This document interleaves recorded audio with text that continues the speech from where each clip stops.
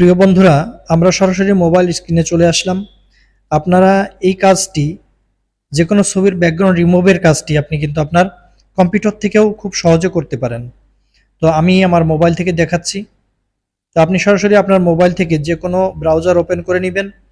আমি এখানে ক্রোমি ব্রাউজার আমার আছে, আমি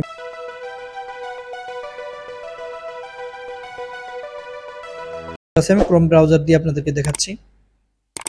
এই ক্রোম ব্রাউজারে গিয়ে আপনি এখানে লিখবেন রিমুভ বিজি, রিমুভ বিজি। তো লিখে আপনি এন্টার করবেন। এন্টার করার পর আপনাকে এই অপশনে নিয়ে আসবে রিমুভ ইমেজ ব্যাকগ্রাউন্ড। তো এখানে একটি ক্লিক করে দিবেন। ক্লিক করার পর আপনাকে সরাসরি কিন্তু এমন ইন্টারফেসে নিয়ে আসবে। এখানে দেখতে পাচ্ছেন আপনি আপলোড ইমেজে ক্লিক করে আপনি আপনার কাঙ্ক্ষিত যে ছবির ব্যাকগ্রাউন্ডটি রিমুভ করতে চান সেটা সিলেক্ট করবেন।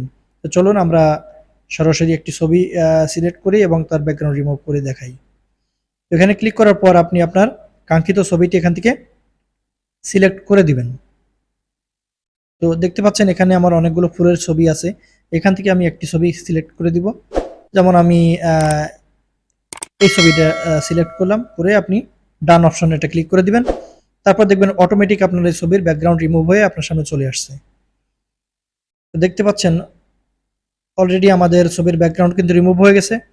আপনারা দেখতে পাচ্ছেন পিছনে কিন্তু কোনো ব্যাকগ্রাউন্ডের কোনো স্পট কিন্তু নাই, পূর্বের কোনো ব্যাকগ্রাউন্ড স্পট কিন্তু আমাদের এখানে নাই।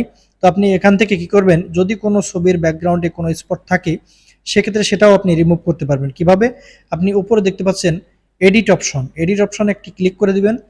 ক্লিক করার পর আপনি এখানে নিচে দেখতে পাচ্ছেন ইরেজ এবং রিস্টোর টুলস।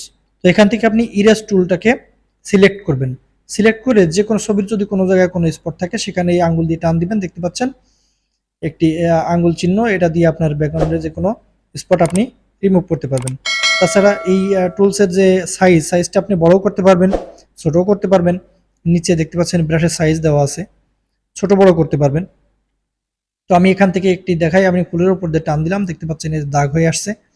তো এই যে মুছে গেল, মনে করেন আপনি একটু ভুল করে একটা জায়গা মুছে ফেলেন, যে গুরুত্বপূর্ণ জায়গাটি, সেই জায়গাটি আপনি পিছনে ফেরত নিয়ে আসতে পারবেন কিভাবে? এই যে পিছনে দেখতে পাচ্ছেন